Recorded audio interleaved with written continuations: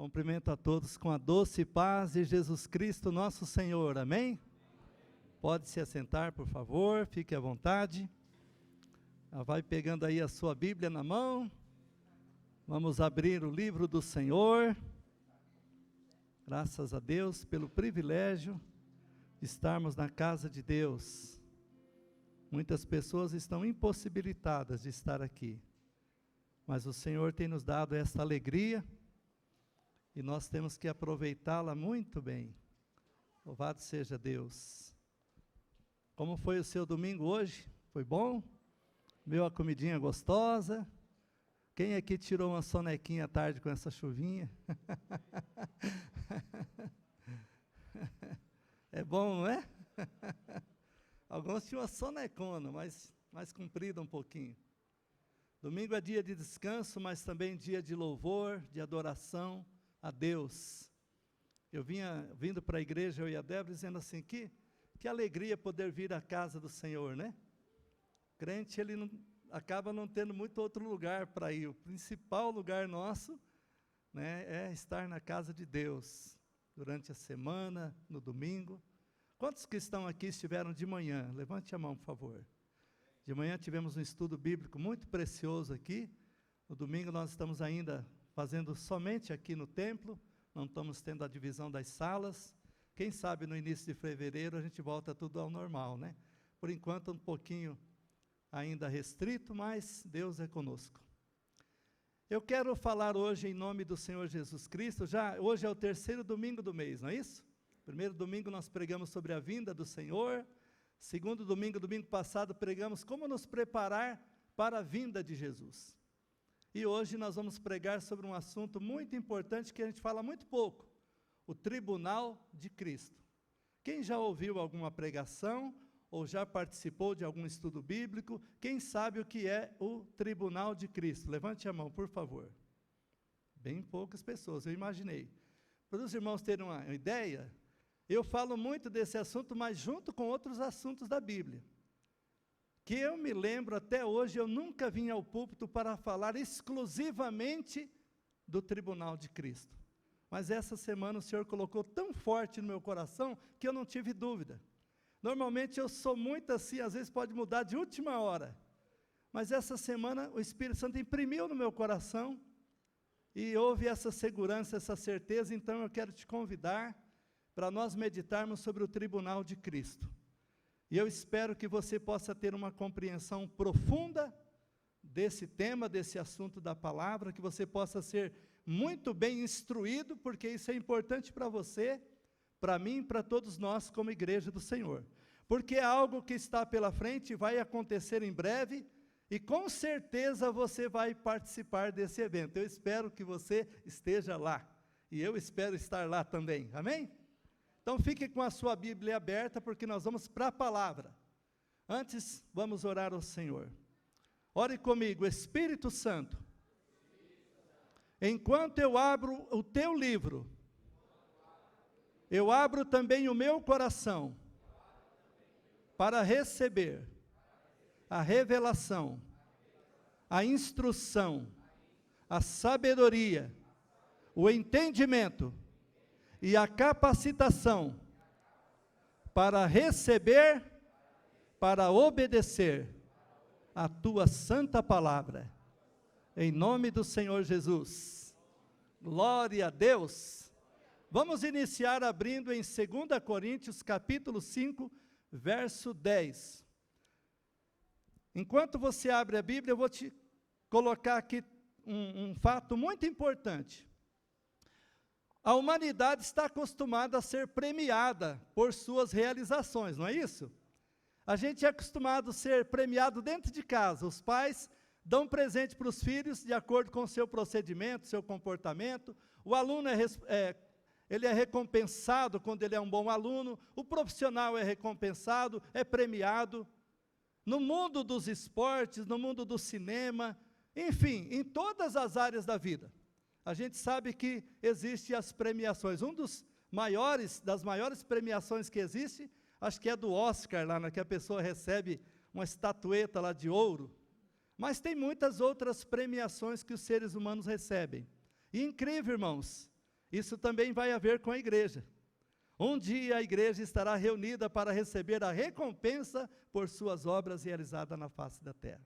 Então preste atenção, porque isso é muito importante para você, como membro do corpo de Cristo, como servo de Deus, em todas as áreas da sua vida, você pode trabalhar por esse dia que vem pela frente. Amém? 2 Coríntios capítulo 5, versículo 10. Vamos todos abrir a Bíblia juntinhos. Eu quero, por sinal, eu quero ir devagarzinho, irmãos, porque eu quero que você participe mesmo. Com a Bíblia aberta, eu quero ir devagarzinho, porque eu quero que você seja instruído na palavra. Porque se você for instruído na palavra e obediente, você vai ser um cristão vencedor, sua família abençoada, a igreja consequentemente, e certamente eu, como pastor, vou ficar muito feliz. Então, 2 Coríntios 5:10. Porque todos devemos comparecer ante o tribunal de Cristo, para que cada um receba segundo o que tiver feito por meio do corpo, ou bem ou mal. Vamos ler de novo, irmãos? Preste bem atenção. Porque todos devemos comparecer ante o tribunal de Cristo, para que cada um receba segundo o que tiver feito por meio do corpo, ou bem ou mal. Então, o que é o tribunal de Cristo? O tribunal de Cristo é o dia do julgamento da igreja. Preste bem atenção no que eu vou dizer. Existem 3 julgamentos que estão para frente. O primeiro julgamento é o da igreja, que é o tribunal de Cristo. O segundo julgamento que haverá, vai ser o julgamento das nações no início do milênio. E o terceiro julgamento é do juízo final, no fechamento de todas as coisas. A igreja, provavelmente, vai estar no dia do julgamento das nações, só que a igreja já vai estar glorificada para julgar as nações juntamente com Jesus. Nós estaremos já numa esfera sobrenatural. E no dia do juízo final, nós também estaremos lá, mas para ver a condenação de todos os ímpios, de todas as gerações que não quiseram receber a salvação em Cristo Jesus. Então, de primeira mão, nós é que vamos comparecer diante do Senhor. Então, o tribunal de Cristo é o dia onde a igreja vai ser julgada. As suas obras, todos os crentes vão ser julgados. Abra sua Bíblia comigo, Romanos capítulo 14. Romanos capítulo 14. Vamos lendo a palavra, degustando a palavra bem tranquilamente, deixando ela cair dentro do nosso coração. A palavra não pode apenas ficar revoando na nossa cabeça, ela tem que cair no coração. Romanos 14, do verso 10 ao 12. Romanos 14, verso 10 a 12. Mas tu, por que julgas teu irmão? Ou tu também, por que desprezas teu irmão? Pois todos havemos de comparecer ante o tribunal de Cristo. Porque está escrito, pela minha vida, diz o Senhor, todo joelho se dobrará, e toda língua confessará a Deus, de maneira que cada um de nós dará conta de si mesmo a Deus. Então, quem vai estar presente no tribunal de Cristo? Todos quem? Todos os salvos, todos os redimidos, todos aqueles que um dia confessaram o senhorio de Cristo, todos aqueles que lavaram as suas vestes, as suas vestimentas no sangue do Cordeiro. Todos esses. Agora, todos de todas as gerações, imagina, juntamente com os santos da antiga aliança ressuscitados. E a Bíblia diz aqui nesse versículo, cada um de nós. Naquele dia o Johnny não vai responder pela Bruna, nem a Bruna pelo Johnny. Eu não vou responder pela Débora, nem a Débora por mim. Mas hoje, como casal que nós somos, cristãos, nós oramos e ajudamos um ao outro a servir com excelência a esse Deus de amor todo-poderoso. Amém, igreja? A Bíblia diz que é melhor ser dois do que um. Ai daquele que está sozinho. Como é gostoso o relacionamento conjugal quando há essa comunhão em Cristo. O dia que um está abatido, o outro põe a mão na cabeça e ora. Esses dias eu tive uma experiência, eu e a Débora.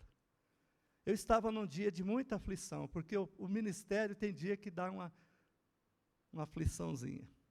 E eu estava muito angustiado. E a gente saiu lá de casa e vinha vindo com o carro. E eu comecei a falar para a Débora, Débora, eu estou assim. Ela já sabia. Mas chegou no momento, eu falei, eu preciso que você ore por mim. E dentro do carro, enquanto eu dirigia o carro, os vidros fechados, ela pôs a mão e começou a orar sem pressa. Foi orando, fui cruzando a cidade. Quando chegou num lugar, o Espírito Santo encheu tanto dentro do carro da sua glória, eu estacionei. E Deus usou a Débora para profetizar para mim, irmãos.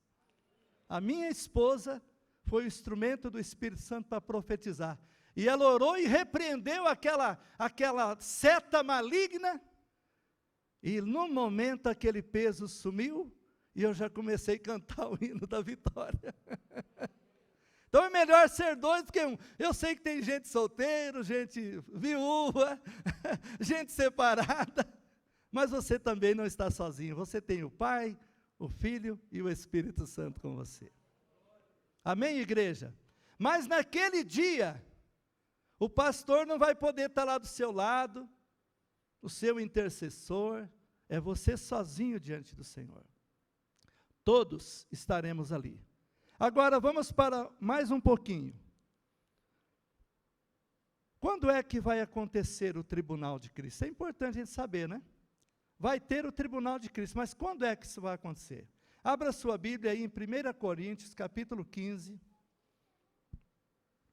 verso 51. 1 Coríntios, capítulo 15.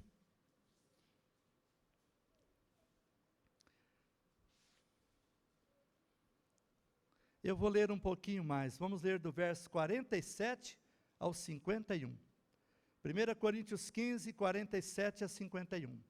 O primeiro homem da terra é terreno. O segundo homem, o Senhor, é do céu. Qual o terreno, tais também são os terrenos. Qual o celestial, também os celestiais.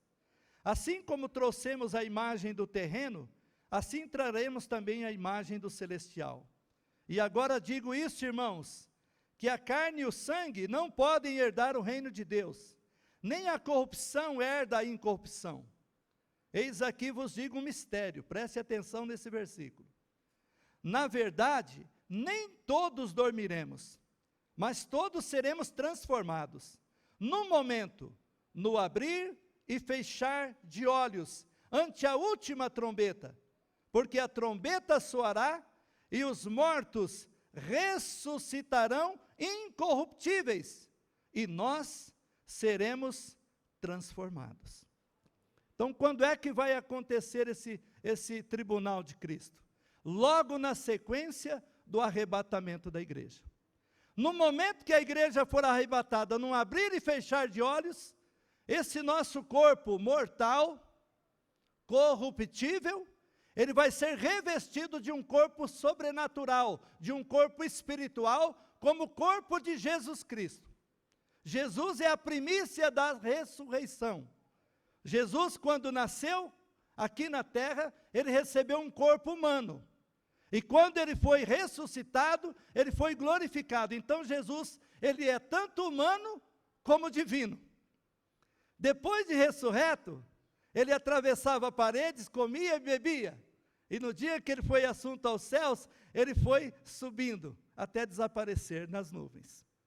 O dia que Jesus vir para buscar a igreja, no toque da trombeta, nossos corpos serão transformados num abrir e fechar de olhos. Nós vamos receber um corpo incorruptível, um corpo eterno, jamais destrutível, um corpo para suportar toda a eternidade. E nós vamos sair dessa terra juntamente com aqueles santos que vão ser ressuscitados. E nós vamos para o encontro do Senhor. Então, o tribunal de Cristo é algo que está muito perto. porque no momento que acontecer o arrebatamento de Cristo, é o evento seguinte. É o primeiro evento depois do arrebatamento. Enquanto a igreja sai da terra e vem para o céu, ao encontro do Senhor, enquanto vai acontecer os 7 anos da grande tribulação na terra, a igreja vai estar com Cristo. E aí tem 2 eventos, nesse período de 7 anos, as bodas do Cordeiro e o tribunal de Cristo. Eu não sei qual vai ser primeiro, a Bíblia não fala. Às vezes eu penso, será que nós vamos chegar e aquela mesa está preparada e as boas-vindas vai ser a mesa da ceia das bodas do Cordeiro, o casamento de Jesus com a igreja? Ou será que nós vamos para o tribunal de Cristo, acerto de conta, recebimento das recompensas e só depois a celebração? Não sei. Deixa eu dizer outra coisa aqui muito importante. Nesse momento, irmãos, vai ser algo tão glorioso, porque a igreja sai da dimensão da terra, a igreja sai dessa dimensão temporal, a igreja vai para a eternidade. Eu sempre ficava inculcado, meu Deus, 7 anos é muito pouco, para tanta coisa. A Bíblia diz que cada um dará conta de si mesmo a Deus, cada um de nós vamos ser avaliados, cada um de nós vamos ser investigados, né? Em cada detalhe da nossa vida. Agora, 7 anos, mas nós vamos estar numa dimensão espiritual. Então, pode ser que esses 7 anos do outro lado da cortina, pode ser 1.000, 2.000, 5, 10 mil anos. Quando você volta para cá para reinar com Cristo, você entra na esfera do tempo novamente. Está entendendo? A Bíblia não diz que 1000 anos para o Senhor é como um dia e um dia é como 1000 anos. Então, Deus não está limitado a esse tempo da nossa vida. Isso aqui é uma coisa humana, que Deus criou para o homem, dia e noite, meses e ano e século e milênio. Mas nesse momento, quando nós sairmos daqui, nós vamos direto para esse lugar, irmãos. Agora uma coisa que eu vou dizer para você, não tenha medo. O crente não precisa temer esse dia, ele precisa sim, estar atento, porque o que vai acontecer lá depende do que nós estamos vivendo aqui.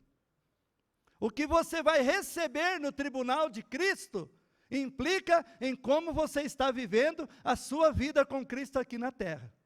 Tem gente que pensa assim, eu aceitei Jesus Cristo, eu posso viver de qualquer jeito, eu já vou para o céu mesmo. Isso é uma verdade. Se você creu em Cristo, você vai para o céu, você vai estar lá sim, mas nesse dia do tribunal de Cristo, será recompensado aqueles que trabalharam na causa do Senhor. Depois nós vamos falar um pouquinho mais para frente a respeito disso. Vamos para outra passagem. Onde será que vai estar esse trono, né? Onde vai ser esse lugar do tribunal de Cristo? Vamos ver uma passagem da Bíblia? 1 Tessalonicenses, capítulo 4, 1 Tessalonicenses, capítulo 4, verso 15 ao 17.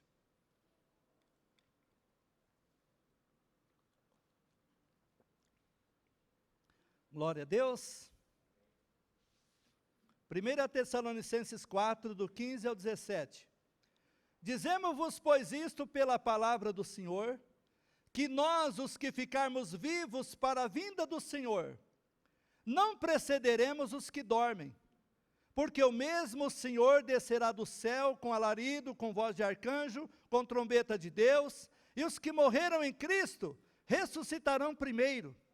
Depois nós, os que ficarmos vivos, seremos arrebatados juntamente com eles nas nuvens, a encontrar o Senhor nos ares, e assim estaremos para sempre com o Senhor. Então, aonde vai ser o tribunal de Cristo? Eu posso dizer, vai ser no céu, porque não vai ser na terra. Esse texto aqui, falando do arrebatamento, fala que nós vamos encontrar com Jesus nas nuvens, vamos encontrar com Jesus nos ares. Alguns teólogos dizem o seguinte, que esse momento não vai ser lá no lugar eterno, lá no céu, vai ser um lugar diferente. Alguns dizem que é nos ares mesmo, um lugar que Deus tem preparado. Por quê? Porque depois desse período de 7 anos aqui na terra, a igreja vai descer glorificada para inaugurar o milênio com Jesus Cristo. Mas isso não importa muito para nós. O importante é saber que há um tribunal e que nós vamos subir para estar com Ele. Agora, em que lugar do espaço nós vamos estar, isso não importa muito. Porque com certeza absoluta, esse lugar será um lugar glorioso. Sabe por quê, irmãos? Porque nós vamos chegar diante do trono de Deus. Você sabia que nós vamos estar diante do juiz que foi autorizado por Deus para julgar as nossas vidas? Quem vai ser o juiz que vai estar lá? Não é o Pai, é o próprio Filho. Vamos ver na Bíblia quem é esse juiz? Abra comigo em João capítulo 5. João capítulo 5. Vamos ler 3 versículos nesse capítulo. Evangelho de João, capítulo 5, versículo 22.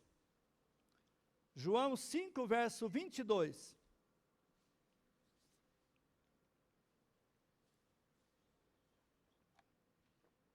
João 5, verso 22. E também o Pai a ninguém julga, mas deu ao Filho todo o juízo. Vai para o verso 27. E deu-lhe o poder de exercer o juízo, porque é o Filho do homem. Verso 30. Eu não posso de mim mesmo fazer coisa alguma. Como ouço, assim julgo. E o meu juízo é justo, porque não busco a minha vontade, mas a vontade do Pai que me enviou. Vamos para outro texto também, em Atos capítulo 10, onde a Bíblia afirma que Jesus é quem vai estar assentado nesse trono e vai fazer o julgamento das obras da igreja. Atos capítulo 10, do verso 40 ao 42. Atos 10, 40 a 42.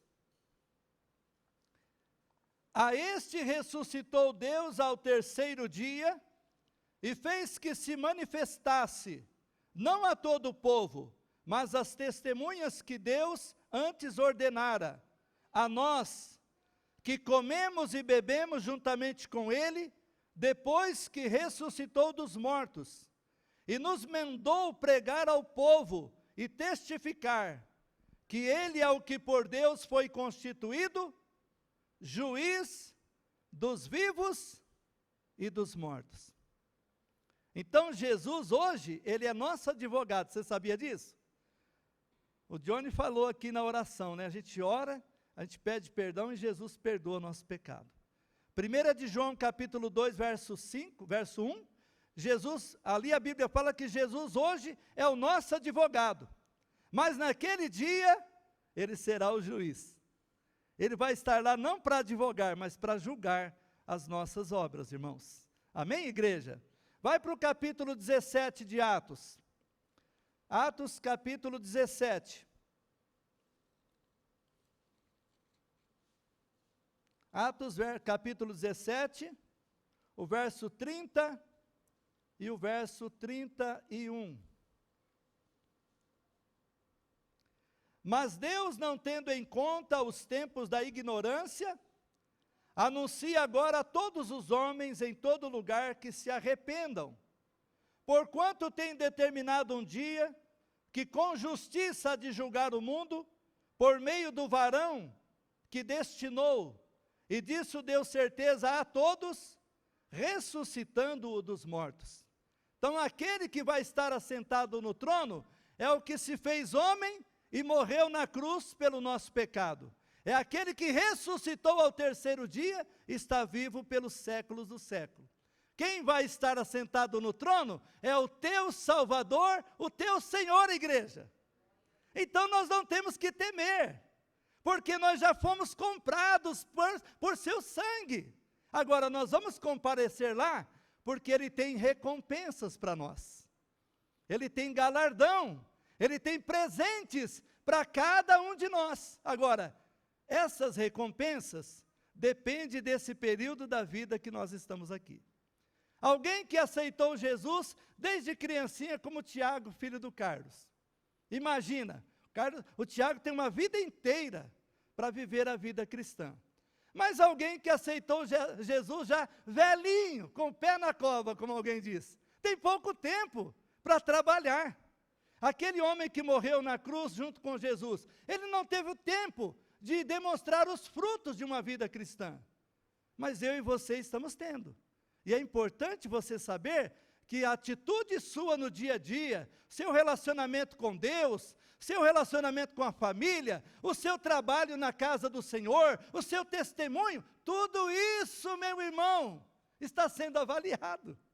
E naquele dia, eu e você vamos comparecer diante do Senhor. E Ele vai avaliar a nossa vida, vai perguntar para nós, o que você fez com a vida que eu te dei, com os teus talentos, com os recursos que eu coloquei nas tuas mãos. Então é muito sério, porque às vezes a gente pensa assim, não tem problema, trabalhar aqui é uma opção.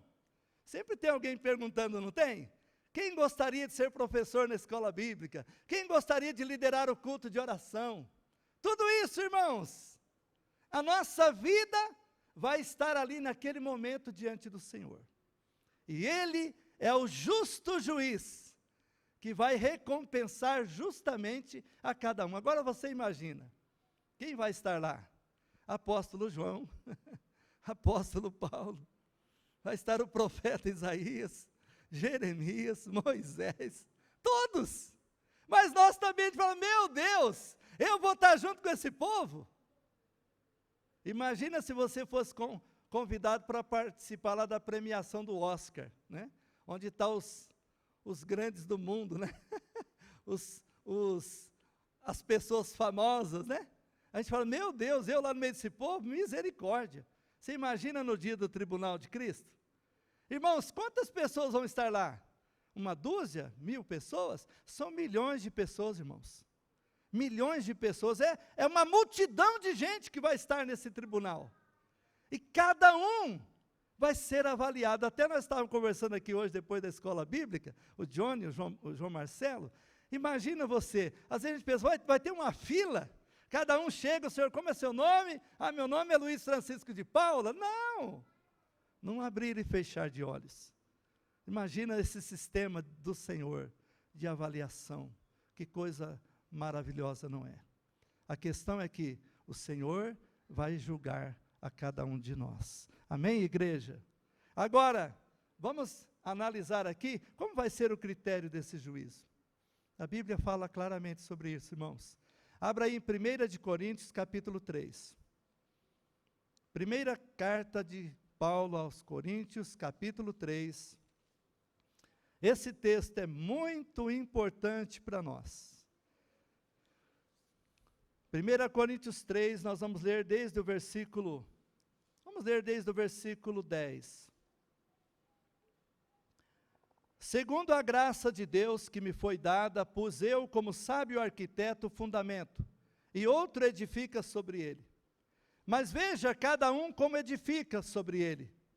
Porque ninguém pode pôr outro fundamento além do que já está posto, o qual é Jesus Cristo. E se alguém sobre este fundamento formar um edifício de ouro, de prata, pedras preciosas, madeira, feno, palha, a obra de cada um se manifestará. Na verdade, o dia a declarará, porque pelo fogo será descoberta, e o fogo provará qual seja a obra de cada um. Se a obra que alguém edificou nessa parte permanecer, esse receberá galardão. Se a obra de alguém se queimar, sofrerá detrimento, mas o tal será salvo, todavia, como pelo fogo. Então tem 6 tipos de materiais que nós construímos a nossa vida espiritual, a nossa vida com Deus. Ouro, prata, pedras preciosas, madeira, feno e palha. O que isso representa? representa a obra de cada um de nós. Vamos pensar na obra do apóstolo Paulo. Será que a obra do apóstolo Paulo era de ouro? Eu imagino que sim. Mas esse material que resiste o fogo, esse material de joias preciosas, você pode jogar o ouro, a prata e as pedras preciosas no fogo, que ela não vai ser consumida. Ela vai ser apenas purificada. Ela vai ser apenas trabalhada. Representa o que, irmãos? Aquela obra que é feita em verdade. Aquela obra que é feita com amor. Aquela obra que é feita em sinceridade. Aquela obra que é feita em obediência. Aquela obra que é feita em compromisso verdadeiro com Deus. Essa obra de ouro, prata e pedras preciosas representa a vida de todos. Aqueles que amam verdadeiramente o Senhor. Aqueles que são capazes de renunciar à sua própria vida. Aqueles que se dedicam completamente ao Senhor. Aqueles que buscam o reino de Deus em primeiro lugar. É aqueles que sempre dizem sim ao Espírito Santo, como Isaías fez. Sim, Senhor, eis-me aqui. É aquela pessoa que sempre está pronta a servir ao Senhor. Você lembra de Filipe? O Senhor falou com ele: Filipe, levanta e vai no caminho que desce de Jerusalém para Gaza, que está deserta. Filipe nem perguntou por quê. Botou o pé na estrada e foi. Abraão, o Senhor falou com Abraão: Abraão, deixa a tua terra, a tua parentela, vai para uma terra que eu te mostrarei. Abraão questionou? Não, ele obedeceu. Então, meus irmãos, esta obra de ouro, de prata e de pedras preciosas representa os cristãos de todas as épocas que verdadeiramente tiveram uma aliança com Deus. Que do momento que ele disse sim ao Senhor, ele não olhou mais para trás. Suportou as perseguições, suportou as afrontas, como Paulo, até mesmo apedrejamento. Suportou as aflições de Cristo até o fim. É nisso que a gente diz, né? Que o caminho do Senhor é estreito, poucas pessoas perseveram nele. Agora, as obras de madeira e feno e palha. É esse material que não suporta o fogo. Porque ali no juízo, o fogo divino, a Bíblia diz que o nosso Deus é um fogo consumidor. A Bíblia fala de Jesus glorificado, que os seus olhos são como chamas de fogo.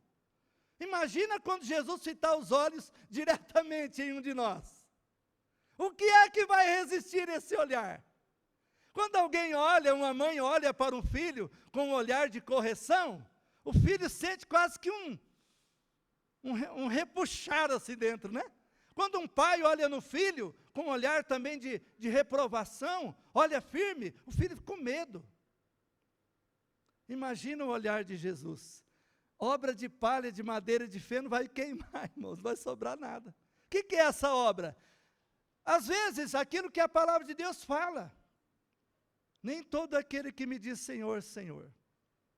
Senhor, em teu nome, preguei o evangelho, expulsei demônios, curei enfermos, e o Senhor vai dizer, não te conheço.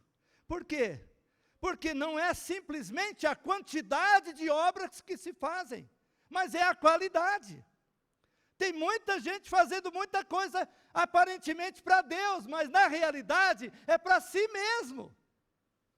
Tem gente que está na igreja desenvolvendo ministério, mas não é para o Senhor, é para a sua própria glória.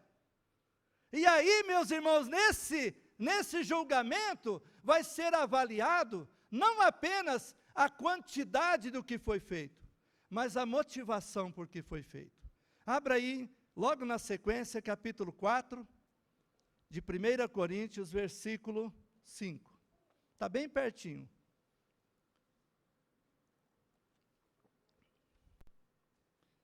1 Coríntios 4, verso 5. Portanto, nada julgueis antes do tempo, até que o Senhor venha, o qual também trará à luz as coisas ocultas das trevas, e manifestará os desígnios dos corações. E então, cada um receberá de Deus o louvor. Então, não vai apenas ser avaliado o ministério que nós estamos desenvolvendo, o talento que nós estamos trabalhando, mas o motivo que está por trás de tudo isso. Luiz, qual o seu motivo para ser pastor da Igreja Batista do Calvário? É somente pelo status de ser pastor? Ou você realmente ama o Senhor Jesus e está disposto a sofrer por esse ministério? Por que eu prego a palavra de Deus? Será que eu oro realmente para que a palavra converta o teu coração, transforme a sua vida e você não seja reprovado naquele dia? Então, meus irmãos, cada um de nós vamos ser avaliado. É importante trabalhar, fazer muita coisa para o Senhor? Sim, mas não é pelo volume. A madeira, o feno e a palha, você faz um montão alto. Mas se você botar fogo, em questão de segundo, queima tudo. Quem já trabalhou na roça sabe disso, né? Faz um monte de palha lá e bota um foguinho para ver. No momento só sobra a cinza. E vai ser dessa forma, irmãos. Então, agora, uma coisa aqui alegra o nosso coração. Nesse dia, ninguém aqui vai ser reprovado para ir para o inferno. Não. Nesse julgamento aqui, não é um julgamento para condenação. É um julgamento para receber ou não recompensa. Alguns vão receber muitas recompensas, outros poucas. E alguém talvez não vai receber nada, mas vai ser salvo. E alguém diz assim, bom, se eu já sou salvo, maravilha, está bom demais. Sim, glória a Deus. Por quê? Por que vai ser salvo? Porque você construiu sobre o fundamento. Imagina, irmãos, nós estamos construindo a história da nossa vida com Deus em cima de um fundamento, mas não é um fundamento qualquer. O fundamento é Jesus Cristo, irmãos. Paulo diz, ninguém pode pôr outro fundamento mais. Agora, se eu construo com material de ouro, de prata e pedra preciosa, ou de madeira, feno e palha, é uma questão minha. Só que hoje, nós estamos aqui falando a respeito disso. Por quê? Porque no momento que eu, como igreja de Cristo, como membro do corpo do Senhor, eu ouço essa palavra, o Espírito Santo fala no meu coração, como você está vivendo a vida que eu te dei. Nós já não somos do mundo, nós estamos no mundo, mas não somos dele mais. Nós vivemos nessa terra para a glória do Senhor. Amém, irmãos? A gente não trabalha bastante para ganhar, não é isso aqui na vida? Quem quer ter uma vida melhor, quem quer conquistar as coisas, tem que suar a camisa, tem que trabalhar. Eu vejo o irmão Jorge, esposo da Kika. Esse homem trabalha que é um colosso. Então, quase todo dia eu vejo ele de longe, corre daqui, corre dali. Não é assim a vida. O Dirceu lá no mercado, você que levanta de madrugada, o Júnior e tantos outros. Você levanta cedo, estuda, trabalha, se esforça para dar uma vida melhor para os seus filhos, para ter alguma coisa nessa terra. Mas e para o reino de Deus? O que você faz? Ah, eu não tenho tempo. E naquele dia? As obras da terra vai ficar tudo aqui. Os bens, as riquezas da terra não vai com você. Mas se você fez obras que vai resistir o fogo, essas vão te acompanhar por toda a eternidade. Amém, igreja? Vamos ver algumas dessas coisas. Não vamos poder ver muitas, mas pelo menos algumas dessas obras que nós todos seremos recompensados. Quero te convidar a voltar lá no Salmo. Vamos voltar lá no Salmo 19. São coisas bem simplesinhas, coisas do nosso dia a dia, mas que a palavra de Deus diz que haverá uma recompensa. Merecia aqui uma sequência de estudos para falar a respeito disso. Salmo 19, versículo 11. O salmista aqui está falando a respeito, nesse salmo, a respeito da grandeza da lei de Deus. E esse salmo, ele exalta mesmo a lei do Senhor. No verso 11, diz assim, também por eles é admoestado o teu servo, e em os guardar, a grande recompensa. Então, quando você guarda a palavra, não é pegar a Bíblia, chegar em casa, guardar e só olhar nela domingo que vem. Mas é guardar no coração. É colocar em prática os mandamentos de Deus. É viver cada dia da sua vida, cada esfera da sua vida, moldado, guiado e conduzido pelo poder da palavra de Deus. Se você prioriza a palavra de Deus, você vai ser muito abençoado nessa vida na terra. E a recompensa maior vem lá pela frente. Por isso que Davi aqui diz, meus irmãos, haverá uma grande recompensa. Eu já estou vendo na minha vida hoje muitas recompensas por praticar a palavra. Mas imagina lá na eternidade, os frutos. De vez em quando eu e a Débora, a gente senta e começa a conversar dos lugares que Deus já nos levou, das oportunidades que Deus já nos deu de pregar o Evangelho, de orar com pessoas, e isso alegra o nosso coração. Certamente você, deixa eu falar uma coisa aqui. Essa semana nós estávamos orando com uma pessoa da igreja. E essa pessoa testemunhou a respeito de outra pessoa da igreja. Falando de tempos passados, testemunhos maravilhosos de obras feitas por esse irmão, que ajudou, que socorreu essa pessoa em tantos momentos de necessidade. Abra sua Bíblia comigo em Mateus 25. Mateus 25, versículo 34 ao 40. Mateus 25, 34 ao 40. Vamos ver essa palavra aqui, irmãos. Olha que coisa linda.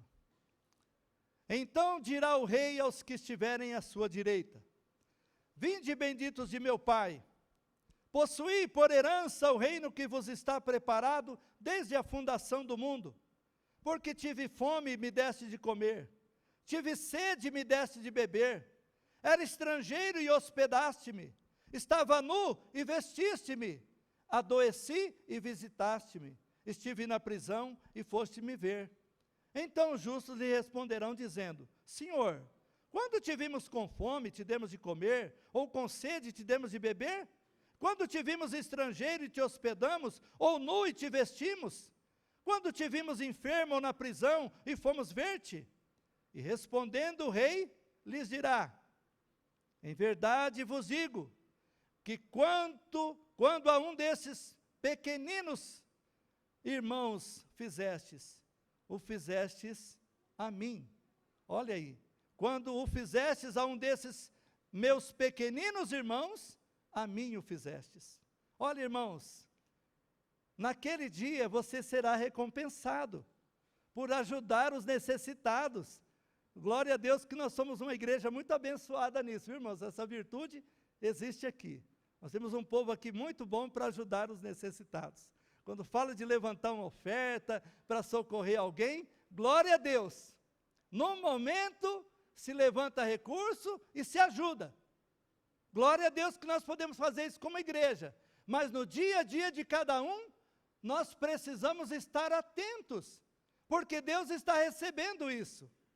Nós, como povo de Deus, a igreja evangélica, nós não pregamos a salvação pelas obras, porque a salvação é pela fé. A Bíblia é clara nisso. Não é pelas obras que nós somos salvos, mas é pela graça de Jesus Cristo. Só que pelo fato de nós não pregarmos a salvação pelas obras, como pregam algumas religiões, muitas vezes a gente deixa de fazer as obras. A gente acha que não tem necessidade. Mas lá no tribunal de Cristo, o que vai contar é as obras. Tudo que eu e você fizemos. Como é que eu participava da igreja? Eu era assíduo nos cultos de oração, eu era participante da igreja, eu estava na casa do Senhor, mas também não é só o volume de obras, mas a qualidade delas. Por exemplo, você saiu da sua casa para vir à casa de Deus hoje. Qual foi o motivo que te trouxe aqui? Eu vou porque é costume ir. Eu não tenho outro lugar para ir hoje. Não tem nenhum convite para um jantar, para um restaurante. Então eu vou na igreja? Não. Vou na igreja porque eu amo o meu Senhor. Eu vou na igreja porque eu amo a palavra de Deus. Eu quero adorar o meu Senhor juntamente com os meus irmãos. Então tudo isso, meus irmãos, será avaliado naquele dia. Como é que eu fiz e por que é que eu fiz? A Bíblia ainda vai dizer, se você ora, não faça isso diante das pessoas para ser recompensado por elas. Se você oferta, faça também ocultamente, para que o teu Deus te recompense publicamente. A Bíblia fala a respeito disso. Então, naquele dia, as nossas obras serão avaliadas. Vamos para frente. Capítulo 25 ainda de Mateus, capítulo 25, versos 19 a 21. Aí está falando dos talentos. Né? O Senhor entregou talentos para os seus servos. Olha aí o que diz a palavra. Mateus 25, do verso 19 ao 21. Muito tempo depois, veio o senhor daqueles servos e ajustou contas com eles. Então aproximou-se que recebera 5 talentos e trouxe outros 5 talentos, dizendo: Senhor, entregaste-me 5 talentos, eis aqui outros 5 talentos que ganhei com eles. E o seu senhor lhe disse: Bem está, servo bom e fiel. Sobre o pouco foste fiel, sobre o muito te colocarei. Entra no gozo do teu Senhor. Irmãos, isso se aplica a nós. O Senhor é o Senhor Jesus Cristo, Ele foi para o céu. Ele deixou o Espírito Santo que nos dá dons, que nos dá talentos. Mas naquele dia, nós vamos apresentar diante dEle. Ah, Senhor, eu recebi 5 talentos, ganhei mais 5. Eu recebi 2, ganhei mais 2. Ah, Senhor, eu recebi 1, fiquei com medo, enterrei o talento. E vai ser cobrado de cada um de nós. Qual o talento que Deus te deu? Qual o dom que o Espírito Santo tem te dado? Qual o chamado de Deus para a sua vida? Como você está usando a sua vida no reino de Deus? Saiba, querida igreja, que todos nós, dentro de pouco tempo, estaremos diante do Senhor. E Ele vai avaliar a obra de cada um de nós. E eu espero que Deus nos abençoe, que a nossa obra não seja devorada pelo fogo, como a obra de madeira, de feno e de palha. Vamos para outro texto, Tiago capítulo 2, versículo 13. Tiago capítulo 2, versículo 13.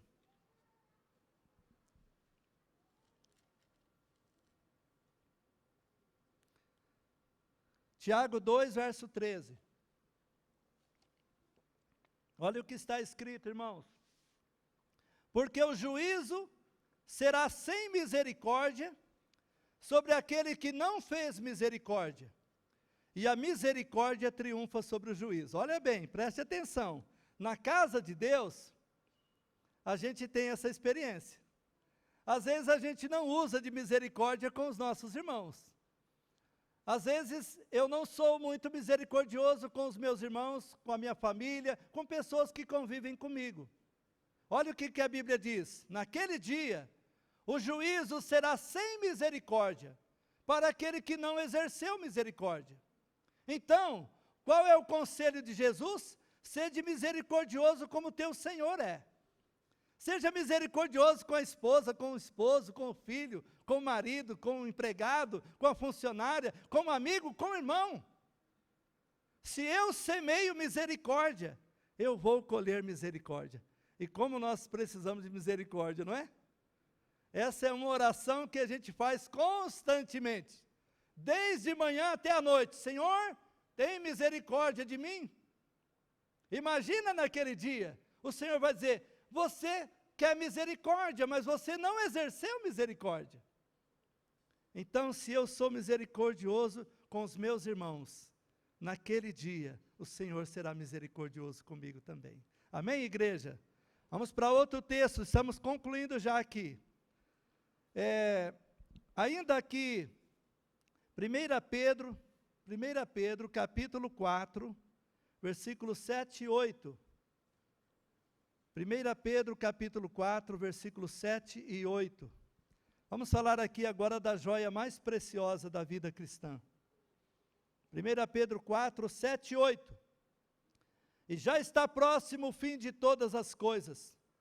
Portanto, sede sóbrios e vigiai em oração. Mas, sobretudo, tende ardente amor uns para com os outros, porque o amor cobrirá uma multidão de pecados. E não é assim aqui na vida, irmãos? Quando a gente ama, irmãos, a gente resolve tanta coisa, não é? A situação está complicada, intrucada, aí você derrama lá uma boa dose de amor naquela situação, resolve tudo.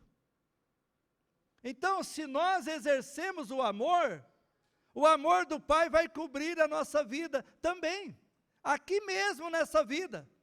Eu já colho o amor de Deus, mas naquele dia, o olhar compassivo e amoroso de Cristo vai repousar sobre mim.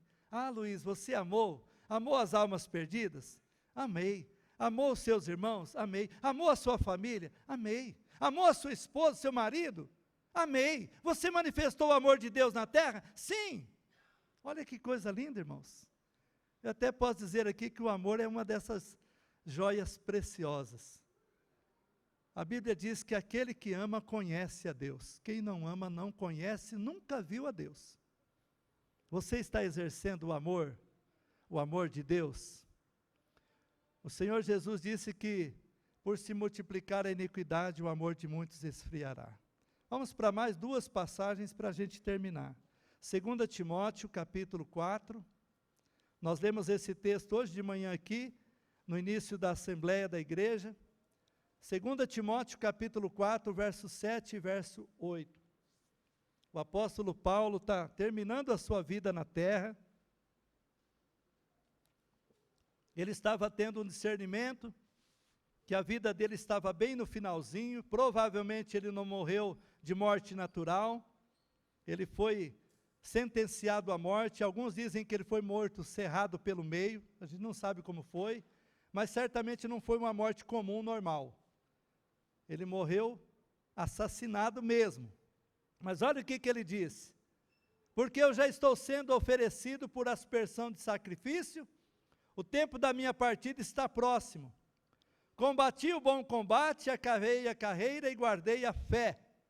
Desde agora a coroa da justiça me está guardada, a qual o Senhor, o justo juiz, me dará naquele dia, e não somente a mim, mas também a todos os que amarem a sua vinda. Então o prêmio maior, meus irmãos, que todos nós vamos receber é a coroa da vida. A coroa da vida será dada para todos que estarão ali. Porque a coroa da vida você ganha ela quando você deposita a sua fé no Salvador Jesus Cristo. As outras recompensas que serão dadas, algumas pessoas estudiosas da Bíblia dizem que são honrarias, que são autoridade que o Senhor dará para reger as nações. É uma coisa assim, um pouco mais difícil para a gente entender, mas qualquer hora dessa nós podemos meditar nesse assunto. Mas o mais importante de tudo é que estejamos lá nesse dia e recebamos das mãos do Senhor essa coroa. O apóstolo Paulo vai dizer aí, não somente a mim, mas a todos os que amarem a sua vinda. E para terminar, abra sua Bíblia comigo, no comecinho de Apocalipse, para nós lermos mais 2 versículos, e nós já vamos orar. Apocalipse capítulo 2, versículo 10. Nós vamos ler apenas a última parte desse texto. Apocalipse 2, o finalzinho, versículo 10. Ser fiel até a morte. Tem gente que é fiel uns 6 meses depois que ele é batizado, e deixa de ser fiel. Outros é fiel durante 5, 10 anos e abandona a fé.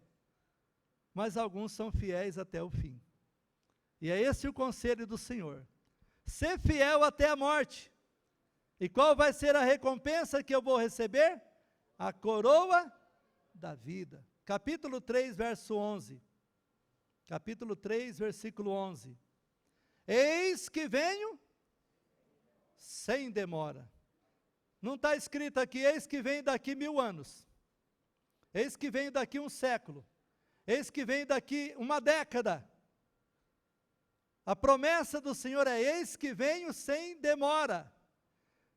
Venho logo, venho em breve. Em um pouquinho de tempo e o que há de vir virá. Não tardará. guarda o que tens, para que ninguém, aleluia. Você quer estar lá nesse dia, em nome de Jesus? Aleluia. Você pode imaginar que lindo vai ser, irmãos? Esse exército de Deus, Rubens, de todas as gerações, ali congregado. Irmãos, isso é maravilhoso demais. Igreja, preste atenção. Desde que Jesus subiu ao céu há 2000 anos atrás, nós estamos vivendo os últimos dias.